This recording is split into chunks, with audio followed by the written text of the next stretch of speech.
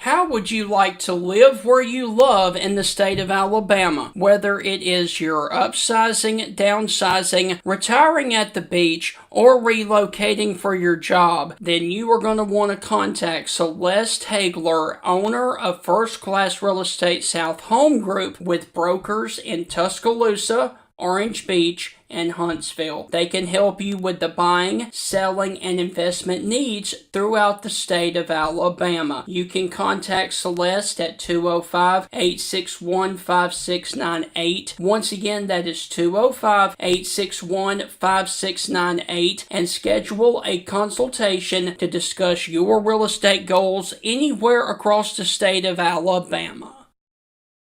Jeff Bagwell of Honey Hole Fisheries right here in Tuscaloosa, Alabama is a professional biologist who specializes in lake management. If you are interested in helping build the pond or lake of your dreams, or if you need help deciding if property you own is a good location to build a pond, you can contact Jeff Bagwell at 205-799-0192. Once again, that is Jeff Bagwell and Honey Hole Fisheries at 205-799-0192. Contact him today and let him help you build the lake or pond of your dreams, or also stock your pond or lake with fish that you most desperately need. And with that, I want to welcome you into the Monday morning pre-show right here on the Stingray Show. Hope all is well with you, and this was an amazing weekend for a lot of football teams, especially the non-blue bloods of college football, especially Duke, Texas Tech, and then of course the Indiana Hoosiers. No, this is not basketball. College football. Indiana won the Big Ten championship for the first time since 1945. That was their first outright championship since 45. Texas Tech won its first Big 12 championship game for the first time since 1955. And Duke from the ACC won its first ACC championship game since 1962. All right, so let's go on ahead and do a little bit of diving into what things were going on during the time when those teams won their last championship. And we will begin with the Indiana Hoosiers, who, like I said, did not win a outright Big Ten championship since 1945. And back in 1945, we were ending World War II. We also had an issue with the Empire State Building crash. We also had the tragedy of the USS Indianapolis. And some notable births that year included rocker Rod Stewart and singer Stephen Stills were both born back in the year that Indiana won its last Big Ten championship back in 1945. And on the music scene,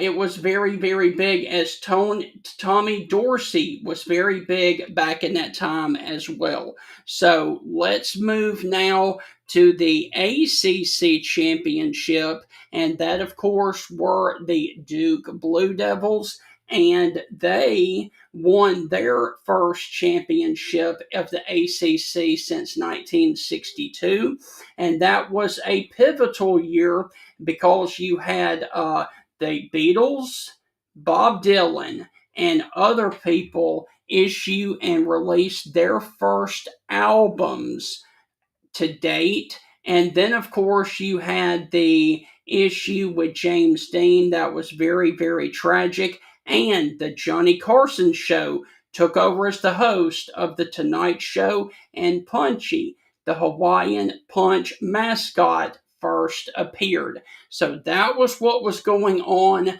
back in 1962, the last time that Duke won their ACC championship. And I will also tell you that their Wilt Chamberlain scored an incredible 100 points in a single NBA game. So that was impressive. And finally, when we move to the Big 12, Texas Tech won the Big 12 championship game this past week and over BYU, and Texas Tech had not won that since 1955, and they, back during that time, rock and roll exploded onto the scene with Bill Haley, and then, of course, Elvis the Pelvis as well. The committee got it right. We're going to talk about that here in just a minute with Tim Brando. But like I said, real quick, back in 1955, when the ACC and Duke won its last championship, or I should say Texas Tech, Elvis Presley signed with RCA Records, and Little Richard was a hit. Now, on the movie scene, James Dean rose to stardom before his tragic car crash. He starred in The East of Eden and On the Waterfront won big at the Oscars, and the Mickey Mouse Club premiered for the first time on TV back in the time that Texas Tech won its last championship of the Big 12. And also, my mother was born in that year of 1955.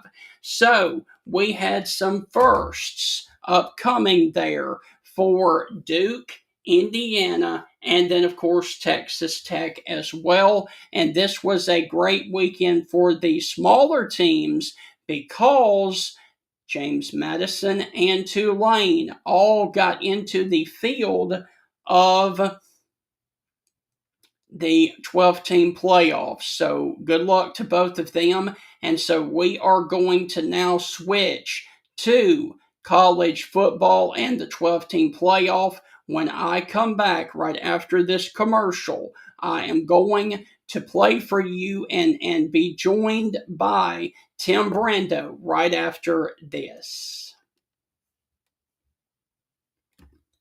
The chill is in the air, and what goes well with cold weather?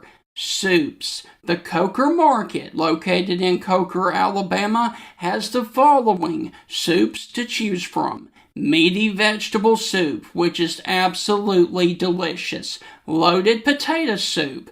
Black bean soup, smoked ham and white bean chili, regular chili, which is another great option, or Creole gumbo. Now, the Coker Market is open Wednesday through Saturday, 11 a.m. until 7 p.m. And to find out which soups they are going to have each day, you can find out at the Coker Market's Facebook page, The Coker Market. So check out their Facebook page today to see what kind of soups that the Coker Market is going to have, and go by there and get warmed up with some of the soups there at the Coker Market.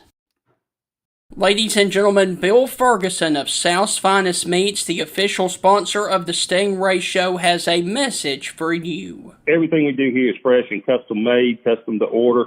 I tell people when they come in, if you don't see what you like, ask somebody. We've got the capability to process it, make it. If you want a different blend of hamburger meat, we'll do your brisket blend. We'll do your chuck blend. We'll do your sirloin blend. We do all that right here. We are a butcher shop. That's what we do. So please don't be afraid to ask if you don't see what you like. We can make you any size patty you want. We can make you any amount you want. People call me and say, well, how many patties come in the box? Well, ma'am, how many would you like in a box?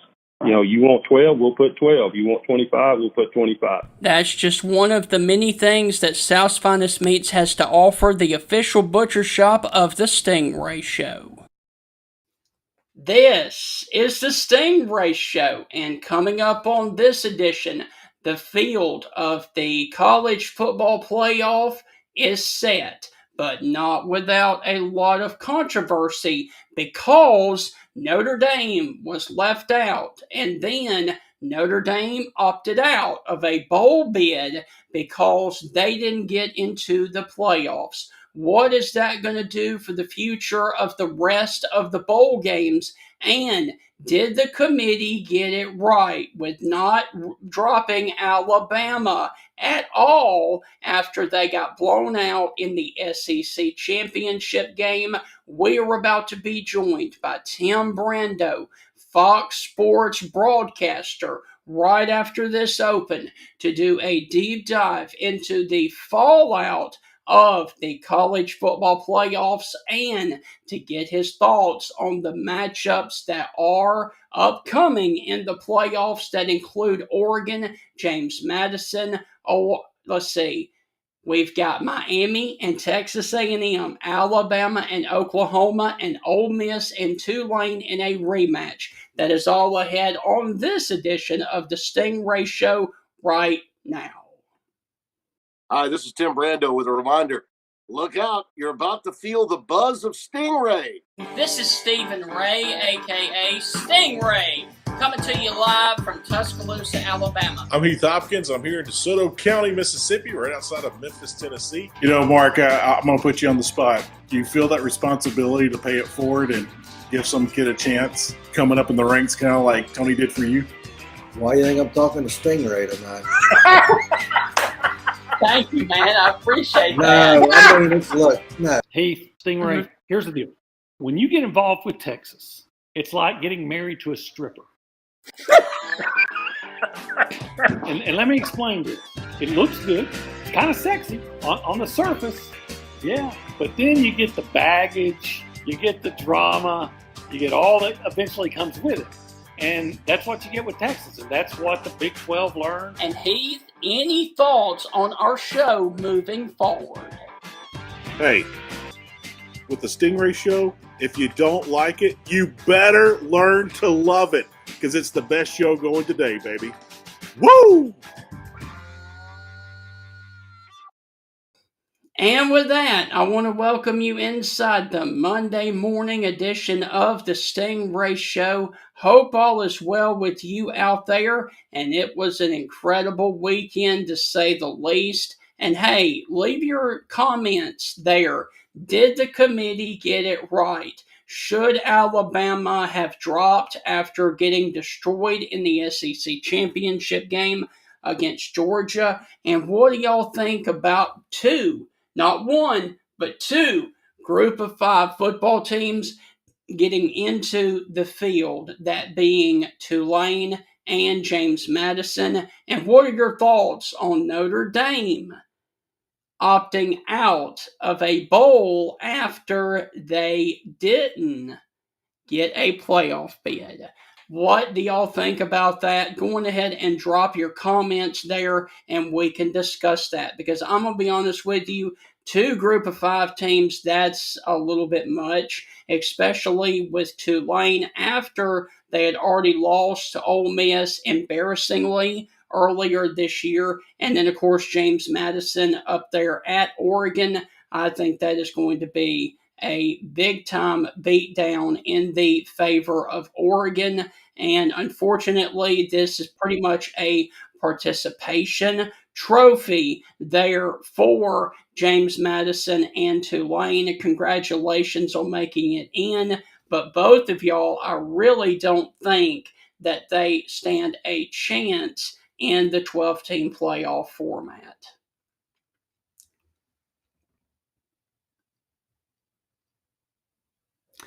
Adam, I completely agree with that statement right there.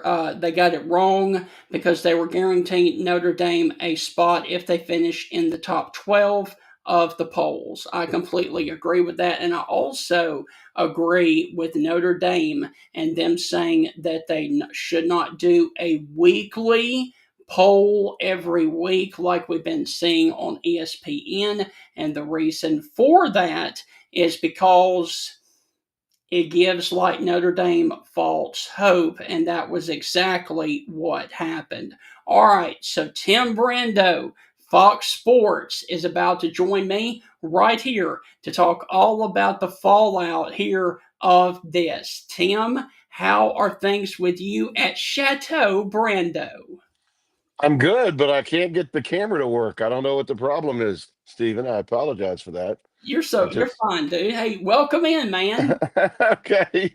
I keep hitting the camera to say go ahead and let me on, but I don't look my best anyway. I've got a bad bed hair going this morning, so I got you. I guess as long as you can hear me, that's really all that matters, right? So Yes, that is correct.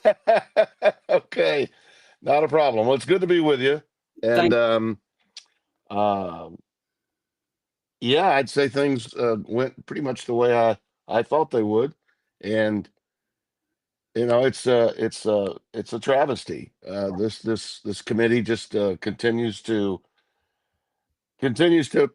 make me look like Nostradamus when I say that this is a farce, and they prove it year after year after year. I think a lot of people today, it's always interesting to me when people that don't really follow college sports on a regular basis, just take the low hanging fruit and run with it, right. and want to make excuses and say, well, Notre Dame needs to join a conference. Well, I've been saying that for 25 years. We know that's old news. Yeah, they need to join a conference. I got no problem with anybody saying they got their comeuppance because they're not in a conference, but that's just low hanging fruit. That's old news. Were they a playoff team? Hell yes, they were a playoff team. They won 10 games in a row. They beat who was in front of them. Now, they don't have the championship and never will have a championship as long as they stay Right. independent. They have said for years they needed to get in the 21st century, and that they were married in because of what? They were married in because of brand name.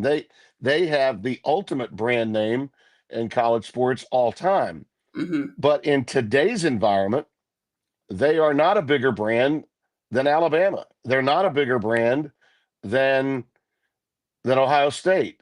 I mean, all you have to do is look at the television ratings on a regular basis to see that. The most viewed teams in college football are Alabama and Ohio State in that order. And it's been that way for quite some time. But what happened here with Miami, what's really wrong about it is that we saw, they don't care anymore that we see it. They really don't care. We saw the fix put in the week before. Yeah. Because Miami couldn't get ahead of Notre Dame for the entire season, and yet they had beaten them head to head. But somehow Alabama, who didn't play Notre Dame, was able to get ahead of them after they damn near lost to Auburn, of all people. Yes. Looked pathetic in the second half of that game, and if Auburn doesn't fumble it away 5 or 6 times in the third and fourth quarter, they win that game. Okay, they win that game. That's a 4-8 team.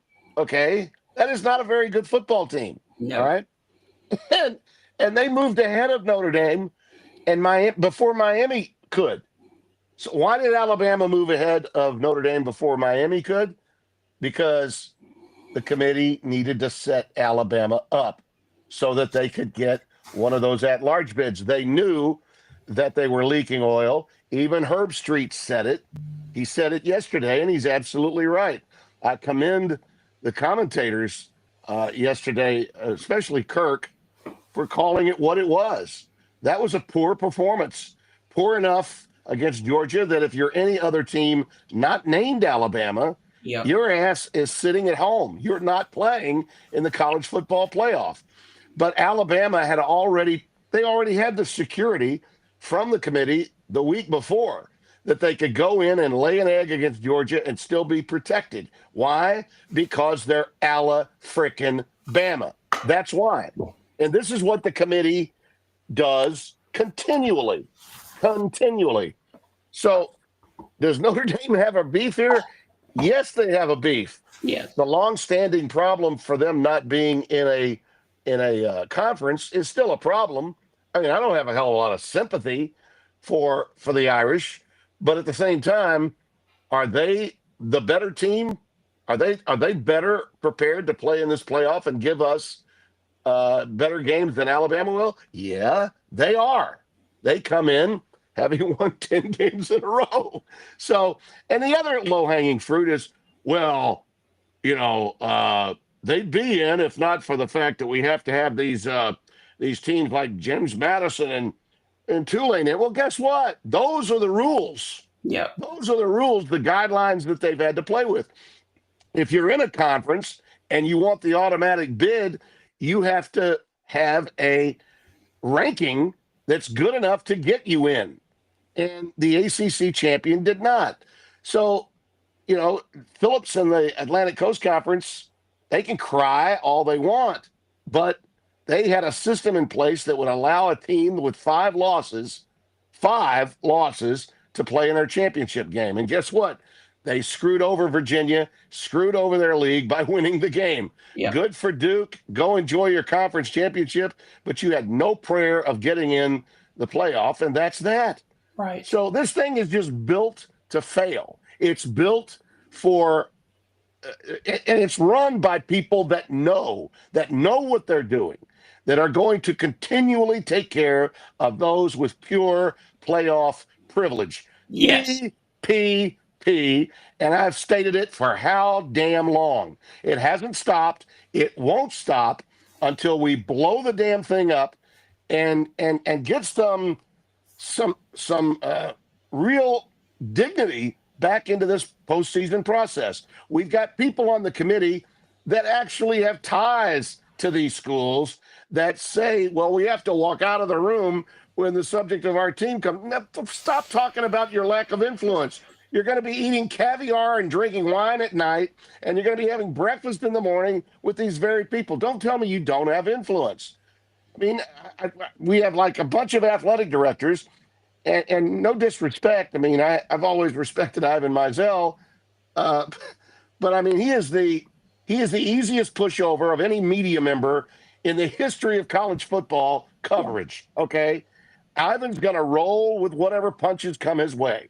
All right, he's never had a dissenting word about anybody at any time while talking about the way college football governs itself. So I'm not going to say, well, the media is taken care of. Ivan Mizell. No, sorry, no. Okay, you need somebody that goes into that room representing the media that kind of knows that just about everybody's going to be absolutely lighting Roman candles and sending them right up your you-know-what when you do something as stupid as that committee did the last 3 weeks. And, yeah, so thank you, committee, for making me, once again, look like Nostra blanking Damus. Tim, do you agree with Notre Dame that said yesterday that we need to stop doing the weekly rankings because that gave them false hope going into this tournament? Well, they're pretty naive if they had. I mean, they should listen to other people. Right. I mean, that's a little bit passive. Excuse me, Father, but you have sinned. If you thought that was anything other than lying, the only show that matters is the last show. Yeah. We've been doing this now since 2014. Were they not watching when in 2014 TCU was ranked third in the country? They beat Iowa State like by 40, but they didn't have a championship game in the Big 12 that year. And I believe, in fact, I know Ohio State was ranked number 8, went into the Big Ten title game and beat Wisconsin 59-0. And to get that brand name in, they vaulted them from number 8 to number 4 and dropped TCU conveniently from number 3 to number 6. Number 3 to number 6, and they had beaten Iowa State by like 40. It's all about the brands. It's been that way since the inception. Okay, so no, I false hope. Stop. Just stop. Yes. I mean, the bottom line is everybody here is going to be crying wolf, and they're not talking about the biggest problem. The one thing Notre Dame did that I kind of like is they said, to hell with ESPN. We're not going to play on one of your glorified exhibitions, so you can make money by Notre Dame having the eyeballs and give you the ratings so you can justify the ad sales for your damn, glorified exhibition in the state of Florida on New Year's Day. Screw you, ESPN. That's the one thing they did do that I got no problem with. When I saw my friend Booger McFarland talk about that was a weak move, I'm like, no, Booger, no, I'm sorry. No, it's not. Until the overlords that you work for in Burbank, California at Disney realize that enough is enough, and other teams are not going to be going into your bowls, which you, by the way, own and operate more than half of. I mean, the entire bowl system is now basically an LLC for ESPN. Okay, I'm happy to report that the bowl game in my hometown is not, will not, never will be owned by ESPN. Right. But a lot of them, in fact, most of them, a great majority of them are. Okay, so people say to me, Tim, you're not working a bowl game? I'm like, no, there's only one that we've got, and the Sun Bowl is one, and the Holiday Bowl is another, and everything else is pretty much owned and operated by the Disney Corporation. So, you know, this whole thing is screwed up, and it's going to remain that way until people with a brain decide that America's had enough and we need to do this the right way. And we've got to stop allowing this many teams to be selected. Right. Here's another factor, fellas. We talk about the new system. We're going to go to 16. All right. When we went to 12, I told people that's not going to change anything. It's just going to piss off more people. And that's exactly what it's done, because they still get it wrong. It's easier to see now, okay, just how much corruption there is because you got 12 teams. It's easier to see than when we had 4 teams, how teams got screwed. Okay. Alabama didn't get in last year. SMU did. So the knee-jerk reaction from the committee was, we got to get Alabama in this year. Yeah. Okay. And the reason Alabama didn't get in last year was because they screwed over Florida State the year before that by putting Alabama in. So Right. whatever happened most recently that the committee got slammed for is what they'll always change the following year. Okay. So yeah, Alabama had 3 losses last year, but they didn't play in the title game. This year they could say, well, they made it to the title game, so let's let them in. But this Alabama team is not at all the team that won those 4 games in between mid-October and mid-November. Herb Street was right. They're not playing well. You go out and play like dogs against the dogs, and you shouldn't be playing in the CFP. And they won't be long for this one. But if they're smart moving forward, they'll blow this entire thing up. We'll get rid of all the conference championship games. We can start having all the teams playing on this past Saturday in what will be in effect a playoff play-in for the top teams in the SEC, the top teams in the Big Ten. So we have mammoth viewership, and let teams earn bids, not be selected for bids. Right. Take the brunt of the pressure off the committee to select at-larges, and let's go to the format that the Big Ten has in mind. Automatic bids, automatic qualifiers for the Big Ten, for the SEC, for the Big 12, and the ACC, and let's have them play off within their own conferences to get those bids. Can you imagine the great smorgasbord of games, meaningful games that could be played if we go to 16 and we do that and we eliminate the conference championship games? Conference championship games really don't mean anything now. I think we can say that without doubt, that the conference championships really don't mean much. You think Ole Miss right now is saying, gosh, I'm sorry we missed out on going to Atlanta? No, I think I'd rather be hosting a first-round game in the college football playoff. Yes. I think that's what they would prefer. So that's what we need to do. Let the bids be earned on the field, not be selected by a panel of idiots that look like morons every year with the way they do things. They could have put Miami ahead of Notre Dame 7 weeks ago, 8 weeks ago, whenever. They beat them head to head at the beginning of the year, but they chose to wait and wait and wait. They even allowed Alabama to go ahead of Notre Dame before they let Miami go ahead of Notre Dame. And on the basis of what? Looking like crap against Auburn? Right. Please, that was nothing more than protection for the pure playoff privilege in Tuscaloosa, Alabama. Tim, Josh Pate, who had his show Late Kick, and yes, sir. I like a lot of Josh's takes, but I disagreed with this I do one. too. And I do too. I want I to like ask you about it. He said He thinks the reason Notre Dame got left out is because ESPN has all these conference tournaments and have all these conference games and contracts like the SEC network, ACC network, blah, blah, blah.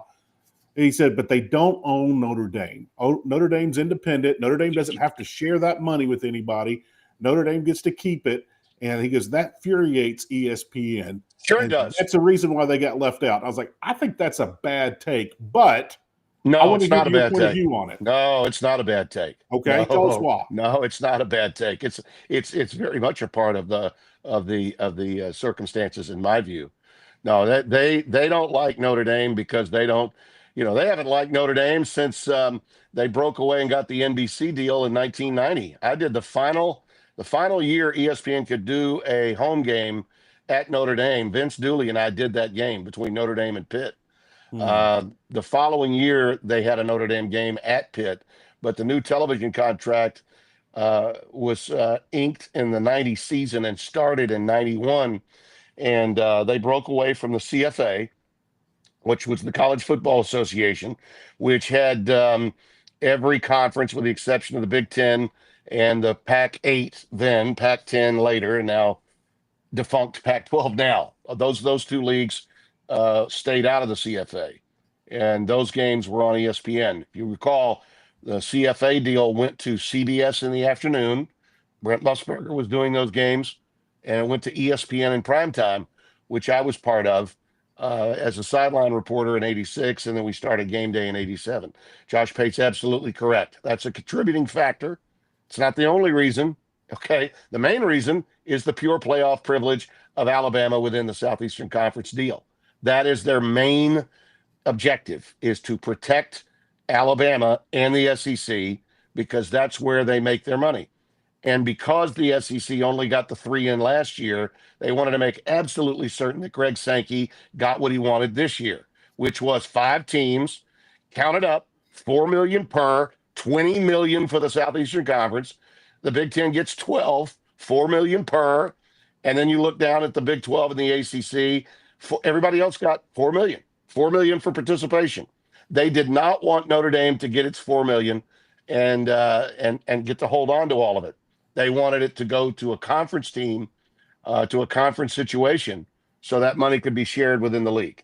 So Josh is absolutely correct, and it is a factor. This is a business, folks. Oh, This is a business. It has been a business since its inception. Fans don't want to hear it because they're too dumb to look at the fine print, and they'll always scream, "You hate my team. You hate my team." No. You just don't want to listen. Right. Okay, you don't want to listen. And look, I love the fact that college football has a postseason that has more teams than 4 in it, that we have more than 3 games as a part of it when we had the 4. But I said from the very beginning, Stephen, you know this, I said going to 12 is not going to help. It's only going to be worse. Yeah. Because that had just happened after the Florida State-Alabama debacle when FSU got screwed. And correct me if I'm wrong, Notre Dame lost that game to Miami week 1, did they not? They lost it week 1. Yes. So how did Alabama do week 1? Oh, that's right. They lost to Florida State. Yeah. I mean, who's worse here? Alabama's lost to Florida State, so they lose to Florida State, and then they look like crap against a bad Auburn team, and then they lay an egg for the world to see in the SEC championship game. None of that mattered. None of that mattered. Why? Pure playoff privilege. Pure playoff privilege. And by the way, I'd say the same thing if Ohio State had had a similar season, just as I did about Ohio State in 2014 when they climbed 4 spots to get to the 4 hole and TCU dropped, serendipitously all the way from 3 to 6. I mean, the fix for the brands is in. Has been in. If anybody looked at this business contract from a Federal Trade Commission standpoint and saw how this thing operates and saw how the games wound up on ESPN, they'd be screaming from the top of the mountain, this is wrong. This is absolutely wrong. There are how many networks out there? A gazillion that do college football. CBS, NBC, Turner, Fox. We're the main competition, but we don't have nearly the volume that ESPN has. But they didn't even have to worry about any bidding war. The college football playoff never opened up the rights bidding to anyone. There was a wink and a nod, and ESPN just, hey, we're married in until 2032. Okay. Hmm. Do you realize how much money they're missing out on by Right. not having all the networks involved? If the college football playoff format were structured like the NFL, they would be making well beyond what they make now. Well beyond what they make now. But they wanted to keep it a private little country club with ESPN in control of everything. And so what are they going to do? They know they're going to lose money on it. And so much do they know they're going to lose money on it, ESPN. They are going to sublease games that people really don't want to watch. The JMU game, the Tulane game will be on TNT. And most people are going to be going around the country, what? Those games are where? TNT's got those games? Oh, okay. Because they're opposite NFL games. ESPN knows they're not going to win a ratings battle with Right. NFL games opposite those playoff games. So they sell it off to make some money to take care of the losses, because there's no way, based on the money Disney is giving college football, that they can make money on this playoff. No way. No way. But if they had every one of the networks involved, just as the networks are involved in everything the NFL does with the playoffs, they would be killing it. Absolutely killing it. But the Neanderthals that govern college athletics are too moronic to realize that. Tim, I want to do a quick follow-up on that, and you can go as short as you want to on this. But last year with Notre Dame making the finals, do you think Notre Dame rubbed people the wrong way with their financial decisions of getting all their money and not having to share it with anyone, being an independent? Do you think they rubbed anyone the wrong way, which kind of led to the decision this year? Listen, I know a lot of SEC people feel that way. But you know what? If you've got the ability to do that, then we live in a capitalist society. And by the way, the Catholics are really good about holding on to their money. I know. Okay, I'm a guilty Catholic too. I know as well as anybody. But I mean, there's always been an envy and a jealousy of Notre Dame by a lot of people. Okay, no matter what league we're talking about. I've upset Notre Dame people in the past when I've said they need to get in a conference, and I've been blown up by their media too. Okay, but the reality is they have seen justification for their independence, and from a business point of view, I get that. I do, because they've always been married in. You know, Jack Swarbrick, when he was the athletic director, he was able to make sure that they were married into the CFA back in 1990. He was able to make sure that they were married in to the college football playoff and the BCS. You know, each step along the way, Notre Dame has always been married in, because they knew that they brought so much brand to the process. The brand factor was on their side. But what they failed to realize in today's college football, because Generation Z, Gen Z now, Gen X prior to that, Gen Y prior to that, they didn't grow up on Notre Dame the way baby boomers like me did. Okay, cheer, cheer for old Notre Dame. You know, wake up the echoes, cheering her name. We grew up on that, but these generations have not, and as a result, Notre Dame's brand has suffered some. Okay, NBC, before they got the Big Ten deal, they were not really in the college football business. They were in the Notre Dame business. They did Notre Dame games when Notre Dame was at home, but they didn't have any college football on their airwaves when Notre Dame wasn't playing. NBC's now further invested in college football because they have the Big Ten deal that Fox sold them. Remember now, Fox had the entire Big Ten until 2 years ago. We sold it as part of the new TV deal, so the conference could have all three major networks carrying over the air, not on cable, but over the air on CBS, Fox at noon, CBS at 3:30, and NBC in primetime, which was a great deal for the Big Ten. Makes them more money than even the SEC makes from Disney. Okay, that's the wealthiest conference in America. Each team gets over $21 million to about 16 or 17 each year on television revenues from their network deal. So, but it hurt the Big Ten in ratings, even though they went to CBS and NBC. The reason it hurt them in the ratings, and it hurt Fox in the ratings, because when we had total control of the Big Ten, it meant we would get the first game, and then the Big Ten would get its cobble of games on their Big Ten network, and we would take games 3 and games 4 as well. Now we don't get that. Okay, I did games like USC, Oregon. I did games like Wisconsin and Iowa. These are games that were on either CBS or NBC the last 2 years. Okay, and meanwhile, when the deal was made to get the SEC away from CBS and onto ABC to go along with what they also had on ESPN, it meant that they could stack these games in the Southeastern Conference back to back to back. And you know as well as I do, the league is so deep that you can have 3 incredible games on the same network all day. You know, fans don't even have to change the channel as they did back in the day. You know, when we were doing our games at 3:30 or 2:30 Central Time, people would have to leave an ESPN game usually early to come over to us. Well, now you don't even have to change the channel, and that's why ABC ESPN was able to overtake Fox and the big noon window. We had the number 1 window in college football when we got the Big Ten. We did, and Big Noon still kills it in terms of that Michigan-Ohio State game at the end of the year, because we do pick first, but we don't get them all. We don't get all the games the way we used to.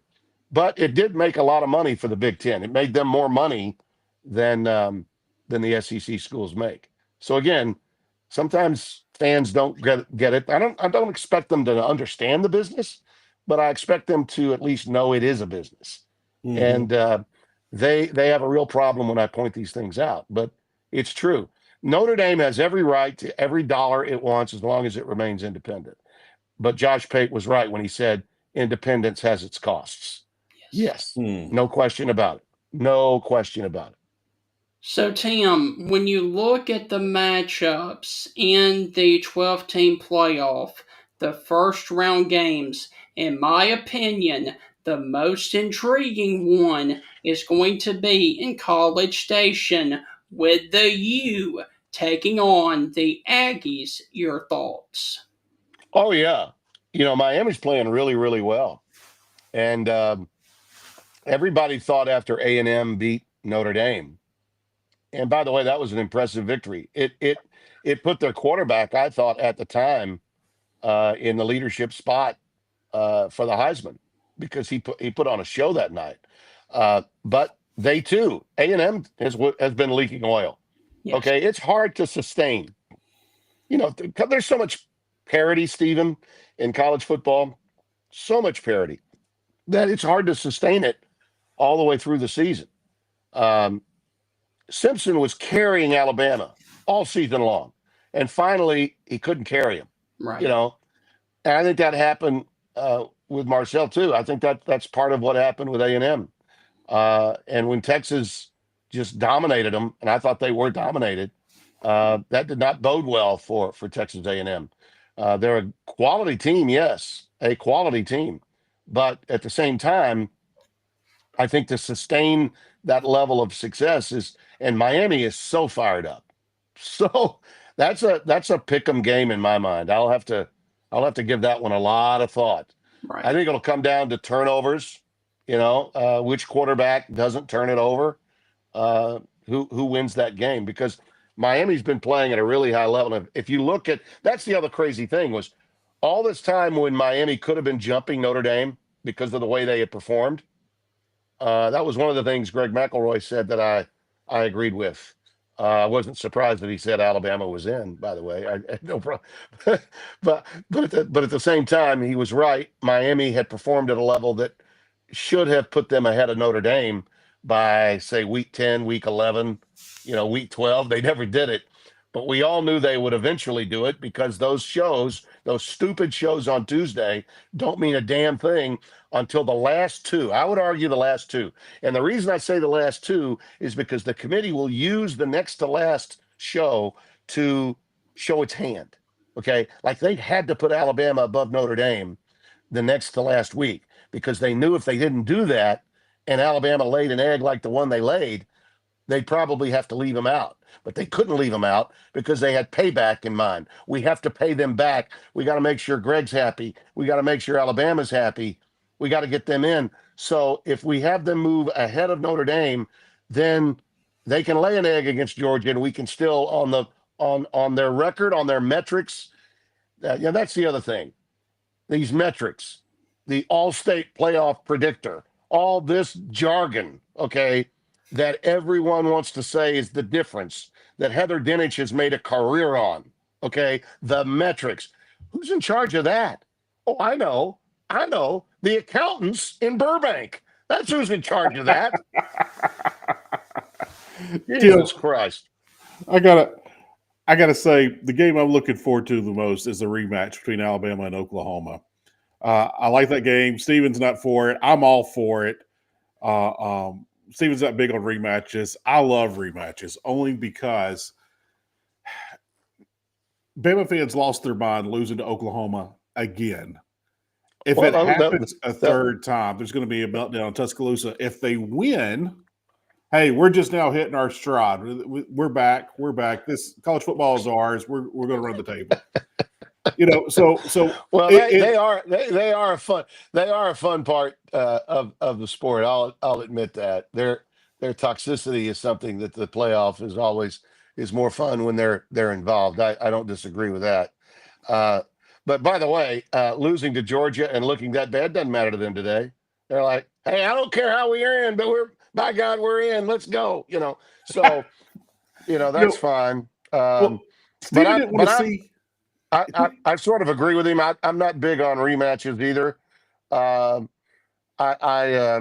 will tell you that part of the process here that is fun, I think, for say for instance, Tulane is this is intriguing to me. What if Tulane were to go in and beat Ole Miss? Oh wow!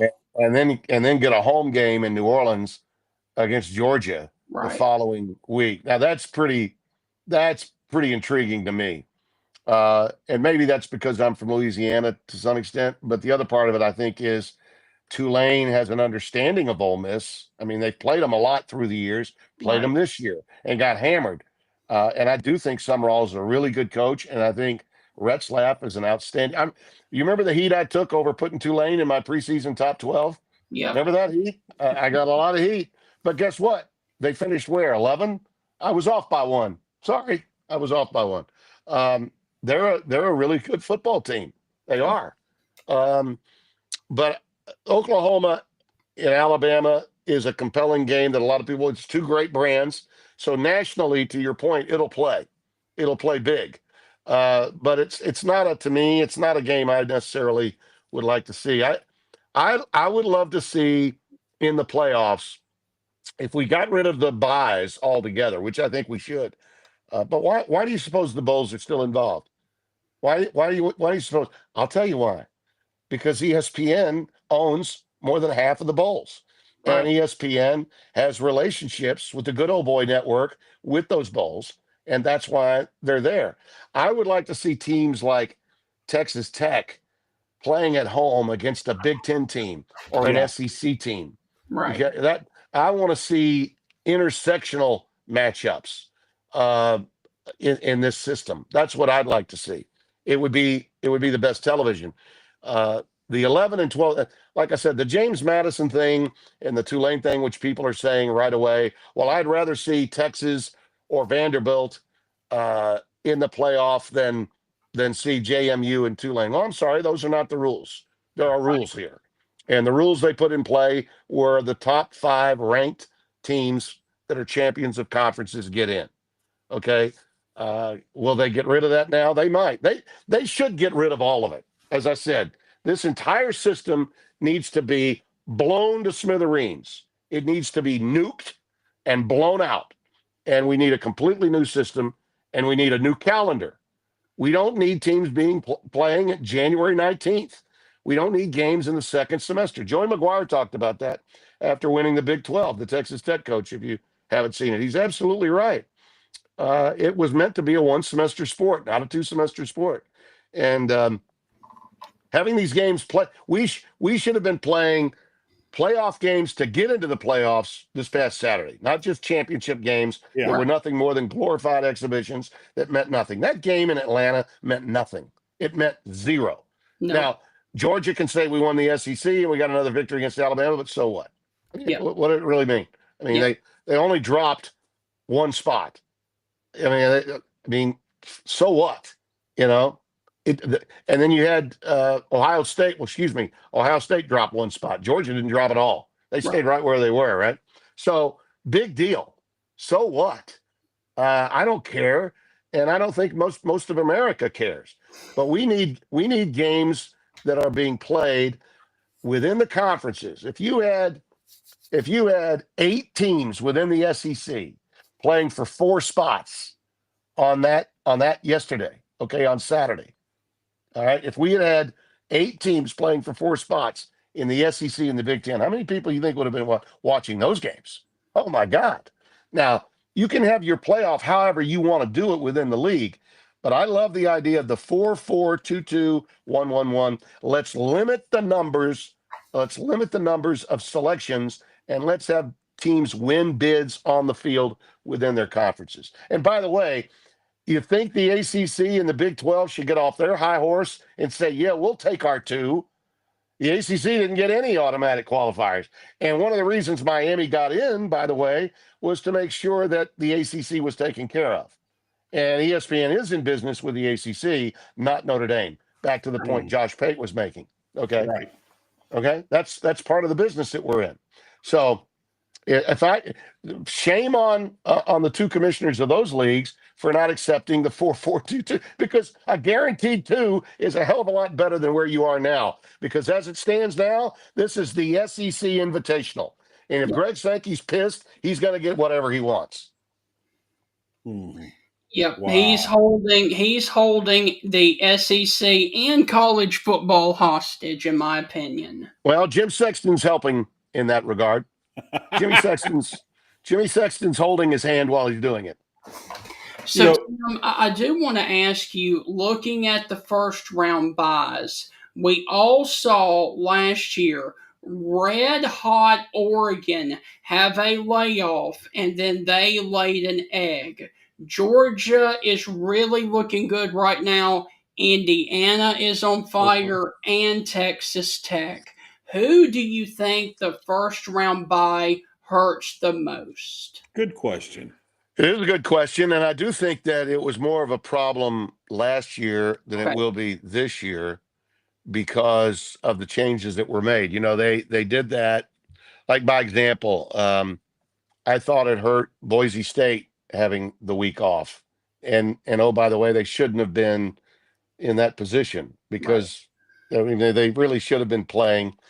They were put in those 1, 2, 3, 4 spots because of the rules of having the top 5 conference champions, highest ranked conference champions get in. That's how they were able to do it. They would have been in much better shape before they played that game at Penn State had they played a game the week before. Now they're taking the top 4 teams based on merit, okay, based on the way they played. So I think these teams are playing at a higher level. They're not getting the buys based on just winning a conference championship and having a high ranking. So that helps the process a little bit here. The team that I think it probably hurts the most is Georgia. Right. Because Georgia did play against Alabama, and they played a really great game and are probably riding really, really high right now because of that, even though the game really, when you stop and think about it, didn't mean much. Right. Really, if anything, it didn't mean much. And if Georgia gets Ole Miss in a rematch, the way Ole Miss moved that ball against Georgia, and Charlie Weiss is still calling the plays, fellas. He's still calling the plays. And I think Ole Miss is going to be playing with a huge edge mentally in a rematch against them. And the only thing that really stopped Ole Miss that day was fatigue. They got tired. Right. Their defense was really tired, and Georgia was able to pound the rock on them late and ball control them and win the game. And there were a couple of miscues offensively. But remember, the first 5 times Ole Miss had the ball, touchdown, touchdown, touchdown, touchdown, touchdown. Georgia didn't stop them. Right. They didn't stop them. Ole Miss sort of stopped themselves, and then their defense, because of Georgia's intelligence offensively, Mike Bobo called a really good game in the fourth quarter and decided to stop throwing it around himself and just pound the rock. And he kept Ole Miss's defense on the field and wore them down and eventually won the game. Right. But I think Ole Miss having a rematch opportunity with Georgia, that's a dangerous Ole Miss team now. I mean, that they are a wild card. How they react to what's happened, God, I have no idea. What version of Ole Miss we're going to see against Tulane. But if they boat race Tulane and look really, really good, the way I think they could, as they did the first time they played, then they will go into Georgia, even though that game is being played where it's going to be played. They're going to be rocking, and as you know, there are a lot of Ole Miss people that can get down to New Orleans now.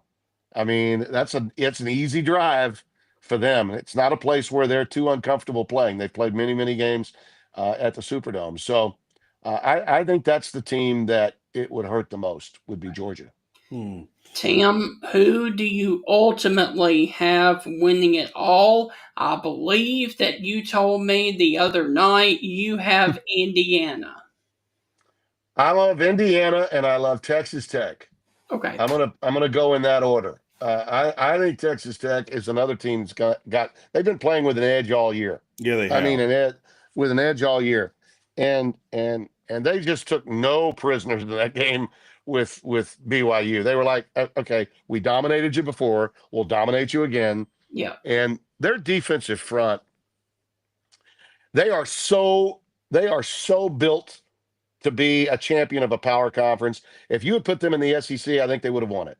If you had put them in the Big Ten, they would have won it.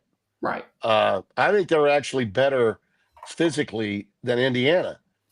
Indiana is the most well-coached team in this field. That defense is never not in the right place. They are always in the right place. So I'm going to stack it. Indiana first. Texas Tech would be my second choice to win it. And my outlier to win the thing, if they stub their toes, I think Ole Miss could shock the world. Absolutely shock the world. And John Summerall could be this generation's Steve Fisher, who took over because, by God, I want a Michigan man coaching a Michigan team in the 1989 tournament when they lost their coach late in the season. When that happened, when Bill Frieder left, everybody thought Michigan was going to be knocked out of the NCAAs. They went all the way to Seattle. They beat Illinois in the championship. It's happened before, fellas. It's happened before. And can you imagine if Lane Kiffin, how funny would this be? Lane Kiffin would have missed out on a national title, and LSU will have to pay him the $1 million bonus that Ole Miss is obligated to pay. Right. LSU signed off on that. They'll have to pay him an extra $1 million, a nice, cool $1 million, because Ole Miss won the national championship. Right. Now, how stupid are the people in college football that they would make a deal like that with Jimmy Sexton? But they did. Let me also say this. Can you imagine the big wigs at ESPN, how mad they would be if the national championship game is Indiana and Texas Tech because they're not brands? Yeah. Well, and they don't have deals with them. No. Well, the true football fans would love it. I would watch that game 10 times. I misspoke. They do have deals with the Big 12. They got a bigger deal with the Big 12 than we do at Fox. But the reality is that's not who they would want. No, you're right. No. Indiana and Texas Tech is not who they would want. And it's a little bit like my feeling in baseball. Whoever the team that's got the lowest payroll and the team that's got the least ratings, that's who I love to see in the World Series. That's right. Give me the The Pittsburgh Padres. Pirates or the Pirates. Yeah, somebody like that. But Texas Tech does have the largest payroll. So Right. we can't play that card on Texas Tech. But I'm so happy for those people. I'm so happy for the fan base in Lubbock. And, look, you say what you want about Texas Tech, but they made no bones about it. Cody Campbell said, yeah, we're going to spend this money and we're going to put our facilities. And trust me, fellas, you could go into any facility in the Big Ten or the SEC and not see something as nice as what they have in Lubbock, Texas. That thing is absolutely awesome. Right. And they got a front seven that's paid like you wouldn't believe, and an offensive line that can protect their quarterback. And right now, Baron Morton, they are so under control with Baron Morton at quarterback. They really are. And no one ever talked about him for the Heisman, but he got hurt. They lost the one game that they lost when he was hurt at Arizona State. Every other game they've won by like 30. They just blow people. They blow doors off of everybody they play. Right. But Indiana, see, the thing I love about them, and this is one of the reasons why I would take them first to win it all, when they had their backs up against it a couple of times, okay, the Penn State game Penn State was pissed off. They had lost 3 in a row. They were good. They knew they were good. They had gotten rid of their coach, and they were like, okay, we're going to gut this one out, and we're going to beat Indiana. We're going to beat them at home. Fan base is going nuts. And they had Indiana on the ropes. And Fernando Mendoza, I can't say who I voted for the Heisman, but let me just put it this way, okay? Fernando Mendoza had the greatest Heisman moment of any quarterback in that last drive against Penn State. Oh, yeah. I mean, he flat out did, with no timeouts, to go that distance, make the throws he made. And then, of course, you look at the way he played, even in a close game like the one they had with Ohio State, that defense won the game for them, no question. Indiana's defense is fantastic. But when he had to make throws, critical throws, 3rd and 6, they had no problem calling pass plays and tough pass plays, Right. and he completed them. And whether it's Surratt, whether it's Becker, whether it's Cooper, he's got great receivers at Indiana. So, Indiana has proven they can win in close situations. Texas Tech has been blowing a lot of people out. My concern for them would be, what do they do if the game's on the line late, and they're not blowing a team out? If the Right. game is that would be my one concern about them. That other team that is battle tested now, and they've been up against it mentally and emotionally, is Ole Miss. I mean, Ole Miss is. And they've really improved defensively, too. Right. Since that loss at Georgia, Ole Miss really got a lot tougher on the defensive end. I think the secondary especially has been playing really, really well. And, I think they've got a real good shot if they have a crack at Georgia. If they do what I think they can do with Tulane, dispose of them, they get to Georgia and they have to go to New Orleans. That place, Georgia will not they won't own the joint. Right. You know what I mean? They won't own the joint the way they own the Georgia Dome. I mean, there'll be a lot of Ole Miss people. And that's the other thing. America, they are like the darling. Ole Miss is like America's darling in this playoff because of what Lane Kiffin did to them. Right. There's no question. Rightly or wrongly, they are America's darling. And they're going to be rooting like hell for Pete Golding to have his debut as. He even said it yesterday. I thought it was really cool. He said it, I don't view what I'm doing now as being the permanent coach. I view what I'm doing now as the interim. Right. My program is going to start next year, but it's up to me to take care of what's left of this season. That's the right attitude for him to have. And I think it could pay big dividends for them. And they are good enough that if they've got a mental edge, extra juice because of what Lane did. And what Lane did was awful to that team, to be that close. And by the way, I'm not going to give Lane benefit of the doubt on this, like some others have given him. ESPN sold out, did this, personal makeover of him, the many faces of Lane Kiffin, talked about how much Ole Miss meant to him. Ole Miss did more for him than he could ever do for them. All that is garbage now. How quickly does that crap hit the editing room floor at ESPN? How many times do you think they're going to rerun that documentary? Right. Okay. He just nuked it. Okay. He didn't just burn bridges, he napalmed them. Yeah. He's the Keith Olbermann of college football coaching. He burns more bridges than Olbermann in media. Okay. And LSU better come to terms with this. Okay. They are the villain in college football moving forward. Right. They will be the most hated team in college football until such time as Lane Kiffin leaves, which, by the way, may not be that far away if Kalen DeBoer loses his job. Right. Because ultimately, that's the job Kalen DeBoer's job is the job that Lane wants more than any other. Yes. That's the one he wants. And while my friends down on the bayou are singing his praises now, yeah, well, remember how you're singing him now when he leaves you for frickin' Bama, just like his mentor Nick Saban did. Right. Only Nick was at least kind enough to go to the NFL and get money there first before he went to Tuscaloosa. Right. Hey, Jim, I want to throw something in real quick while we're talking about Lane Kiffin.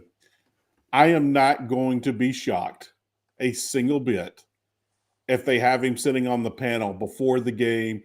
And if Ole Miss wins that first game, which I expect them to do against Tulane. Oh, God, yes, they will. No doubt about it. He is going to be on that panel. He's going to be in New Orleans, and he is going to be so smug. And Ole Miss fans are going to lose it. But Ole Miss fans sang his praises when he came to town, just like LSU fans are singing his praises. Sure, they think it's the greatest thing, and great things are about to happen. And fans can always be bought. Yes, they can. Fans can always be bought. I can't wait for. Well, and actually, I think will actually serve to energize the Ole Miss team. I do. I understand why ESPN would have him. I understand why he would take advantage of ESPN having him. Listen, I like Lane. I do. I've always liked Lane. I jumped his case a little bit when he flirted with Auburn a few years ago, back in 22. But I mean, think about it. Nobody's really discussed this, but he lost 5 games that year. They had one loss. I mean, he lost 3 games after that and the bowl game. Okay. Do you think at LSU he could toy with a job, lose 3 games in a row, wind up with 5 losses, and hold on to his job? I don't think so. No. So this is a new world that Lane is in down in Baton Rouge. Okay. Trust me, this is a new place. And it won't be as easy for him to win favor in Baton Rouge as it was for him to say and do whatever he wanted in Oxford, Mississippi. So he'll feel it very soon. I like him. He's great for the game. But what he did, no one else did. There were other coaches that could have said, I'm out of here, I'm gone. But they didn't do it. Lane did it. Why do you suppose he did it? Because Lane takes care of Lane first. Okay. Lane takes care of Lane first. And that's just been his history. And all of the goodwill that he conjured up for himself in those 6 years at Ole Miss went right out the door. Yes. And he didn't even think twice about it. But those fans in Baton Rouge now, they're going bonkers. Talking about, hey, we got our guy, blah, blah, blah, blah, blah. Well, guess what? I'm going to tell you right now, he's going to be leaving for Alabama. As soon as he got to LSU, he's going to be looking to go to Alabama. I'm telling you, history repeats itself. The names may change, but the stories remain the same. And with Lane Kiffin, that's his story, and it will remain the same. Now, I'll leave you with that. Tim, there is one more thing I do want to get out of you, please. Sure. The SEC made some coaching changes. At Auburn, got Alex Golich. Arkansas got Ryan Silverfield. And Florida got Summerall. Who do you think of those 3 has the biggest impact, the quickest, in your opinion? Summerall, Florida, without question, hit a home run there. Florida fans are still mad at me for calling them toxic, but they are. I'm Right. sorry. You're toxic. You're more toxic without cause. I mean, Alabama's toxic with cause. LSU is toxic with cause. Florida's toxic without cause. They Yeah. haven't been relevant for quite a while. And when they were relevant, it was because of Spurrier, and it was because of Spurrier and Danny Werfel and Jacques Green and all those guys. Okay, and they had a great run. That the '90s. Steve transformed college football in the SEC big time. Absolutely. I mean, he's on Mount Rushmore right next to the Bear. He doesn't have as many titles as the Bear, but he changed the game. Okay. Right. And Urban Meyer and Tim Tebow. I mean, the Tebow get and the Urban Meyer hire got Florida what they needed to get. And of course, it's really funny now because a few years after their fan base has been crucifying Urban, they're welcoming him back now. It's amazing what time will do. Well, let's bring Urban back. We're having anniversaries now of old teams. They were trashing him for years after he left because the program was decimated when he did leave. Okay. And they've not recovered from that. But as badly as they wanted Kiffin, and I kept telling him, you're not getting him. No. They were like, Brando, you just love LSU, you hate us. No, I'm just telling you, you're not going to get him. And they didn't get him. But in the end, they win the sweepstakes because Summerall, in my view, will, number one, win as much, and number two, bring more stability to your program than Lane could ever bring. John Summerall, he's the goods, man. Right.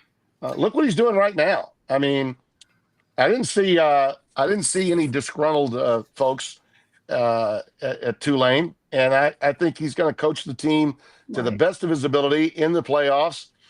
That was the other thing that they were trying to, people that don't know college football, they were trying to compare John Summerall getting to stay at Tulane to Lane. Are you out of your mind? Just getting a bid at Tulane is like winning a national title. Right. Same thing with JMU. But for Ole Miss, you think Ole Miss was going to actually allow the LSU coach to get a 3-week billboard for the future? That would have been like, okay, we get our title, but LSU's got to get all the credit because we used an LSU coach to win our first Ole Miss national title since 1963. Stop. There was no way. Right. The executive of the year, in my mind, the executive of the year in college football is Keith Carter. And the best in terms of NIL collectives, other than Cody over there in Texas Tech, is without question Walker Jones and Oxford. The job that they did to keep that baby together while Lane was being Lane, pretty amazing stuff. But to answer your question, John Summerall and Florida's going to be back. They're going to be back big time with Summerall as head coach. And briefly, what about Auburn there with Golich? Oh, he's a great coach. Okay. Really good hire. Had they gone with Durkin, I would have been fine. I think he did a tremendous job. The important part of that, the important part of that was that Durkin is still going to be on the staff. That to me is crucial. But Golich, what he did at South Florida was just off the charts. And that would be the next team, I think, that gets something out of it. I still kind of don't know. I'm still in a little bit of a twilight zone with what happened to Hugh, because I still think Hugh is, if his mind is right, he's still a hell of a coach. He's got a success, and I know him to be a really good person. Right. He's been through a lot, yes. He's easy to poke holes at and have fun with, but a lot of us don't know either, when you've got a cancer diagnosis, what that is doing to you internally. I hope he finds a way to rebound and maybe get back in some way. He's the many faces of Lane. We could say the many faces of Hugh too, in some ways. But I think those of us that know Hugh Freeze know that some of what happened to him was self-induced, yes. But I still kind of root for that guy. I do. So I hope he finds a way to rebound. I really, really do, for he and his family. Tim, and by the way, I'll never give a guy a bad time about playing golf. Right. I'll never give a. Tim, you're getting a lot of love on the show this morning. Well, good. I'm glad to hear it. I need some. I'll take it. I'll take it downstairs and remind Terry Yes. before I go to before I go Well, get the groceries. Before I go do what I'm supposed to do today. I don't have a. I had a basketball game, a great one with Duke and Michigan State Yep. over the weekend in East Lansing. I've got a Maryland Michigan game this coming Saturday. Okay. Excuse me, Saturday night primetime on Fox, and then one more Friday night game on the 19th with Villanova and Wisconsin up in Right. Milwaukee at Pfizer Forum. But then I get a break for Christmas here at the Chateau for about 2.5 weeks. And so a little bit of love here with you two. Thank you. That makes me feel good as I head out and get that Christmas spirit going today. Tim, this weekend, it is Army, it is Navy. Give us your prediction. Go Army, beat Navy. Go Navy, beat Army. My dad was in the Navy, go Navy, beat Army, and I grew up watching Roger Staubach and Stitchway in '63. Always will remember that. I was just raised to always root for the Navy. Right. And my buddy Lee Corso, of course, was an assistant coach at Navy. So yeah, I'm a guy that's with the midshipmen always on that. And let me say this to you: not enough credit is given to Mike Oresco, the former commissioner of the American Athletic Conference, for what he did in making Army Navy a standalone game. Right. And until they get their crap together with college football and start the playoffs when they should start them, like every weekend should matter, that they should be playing. But this standalone weekend is great for the country, Right. great for those two institutions. It does sort of take us back to the past, I think, and the good part of our past when Right. Army gets to play Navy. And the one of the great privileges of my life was to be able to be on site to host the Army Navy game on CBS, and Right. Spencer Tillman and I had a blast when we did that for those years, and so I'll be watching like everybody else and enjoying it all. But yeah, I'm a Navy guy and have been since my birth. And Tim, unfortunately, because of the playoffs, there is a bowl game that evening. It is the LA Bowl. Yeah, I think it's no big deal. Right. It's the LA, but is that the one that used to be the Jimmy Kimmel Bowl? I believe Yes. so. Yeah. Well, you know, he lost some money, I guess, when they had to take him off the air. So Right. maybe he can't sponsor it anymore.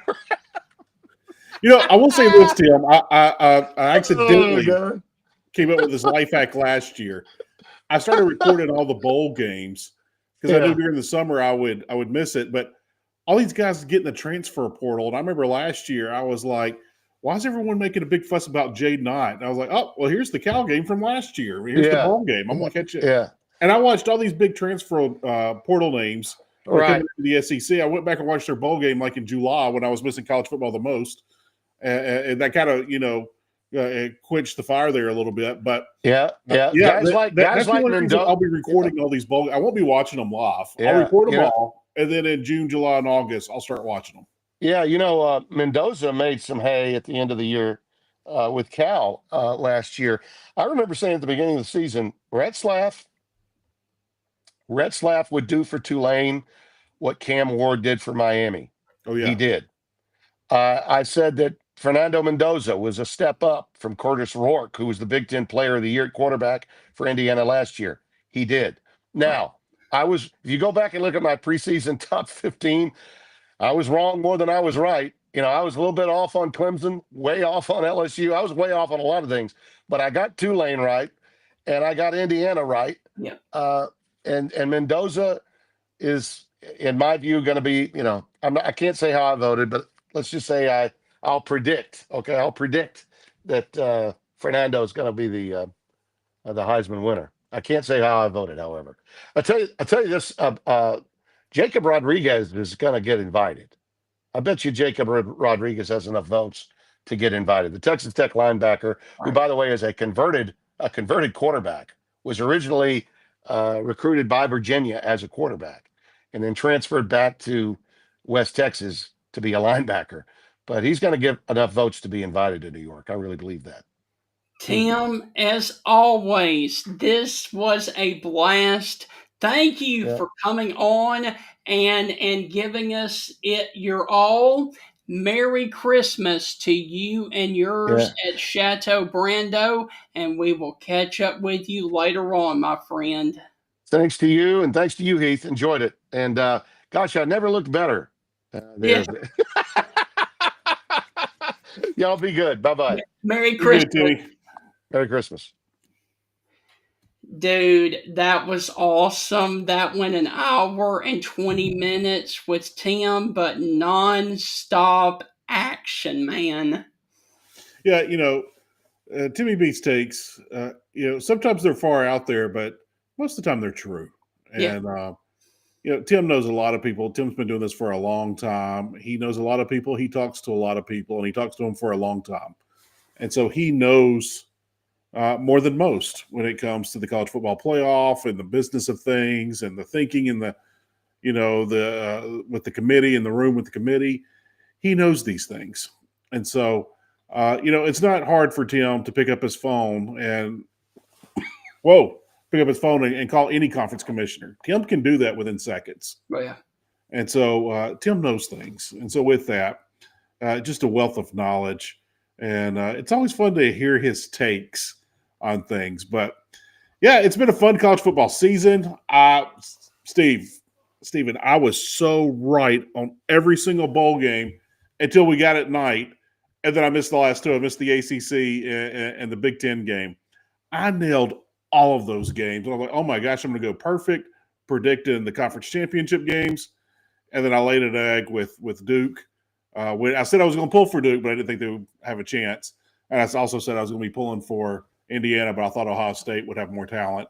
Right. But props to those two teams. I watched that Duke game from beginning to end. I watched every play of that game. That was a fun game. All right, so that is going to wrap up this edition of the Stingray Show because we are well over time. We will catch you again tomorrow morning right back here on the Stingray Show. And guys, we will see you then with another edition of the Stingray Show, and we will catch you down the line. For over 100 years, the Bank of Moundville has been a name clients can trust. The Bank of Moundville is more than just a bank. They're your neighbors, your friends, and your community partners. Their unique approach to financial education has always centered around families. They believe that financially strong homes today lay the foundation for a brighter futures for tomorrow's generation. You can call them today at 205-371-2227. Once again, that is 371-2227 to schedule an appointment to build your financial security. The Bank of Moundville is a member FDIC and an equal housing lender. The chill is in the air, and what goes well with cold weather? Soups. The Coker Market, located in Coker, Alabama, has the following soups to choose from. Meaty vegetable soup, which is absolutely delicious. Loaded potato soup. Black bean soup. Smoked ham and white bean chili. Regular chili, which is another great option, or Creole gumbo. Now, the Coker Market is open Wednesday through Saturday, 11 a.m. until 7 p.m. And to find out which soups they are going to have each day, you can find out at the Coker Market's Facebook page, The Coker Market. So check out their Facebook page today to see what kind of soups that the Coker Market is going to have, and go by there and get warmed up with some of the soups there at the Coker Market. Ladies and gentlemen, Bill Ferguson of South's Finest Meats, the official sponsor of the Stingray Show, has a message for you. Everything we do here is fresh and custom made, custom to order. I tell people when they come in, if you don't see what you like, ask somebody. We've got the capability to process it, make it. If you want a different blend of hamburger meat, we'll do your brisket blend. We'll do your chuck blend. We'll do your sirloin blend. We do all that right here. We are a butcher shop. That's what we do. So please don't be afraid to ask if you don't see what you like. We can make you any size patty you want. We can make you any amount you want. People call me and say, well, how many patties come in the box? Well, ma'am, how many would you like in a box? You want 12, we'll put 12. You want 25, we'll put 25. That's just one of the many things that South's Finest Meats has to offer, the official butcher shop of the Stingray Show. Alright guys, and I did want to leave you with this. It is Monday, and Monday Night Football is a major matchup tonight with 8-4 Philadelphia taking on the Chargers of Los Angeles, also 8-4, 7:15 on ABC, and LA is currently a 1-point favorite. So Monday Night Football, the Chargers take on the Eagles. They are in the NFL, and we will see you tomorrow night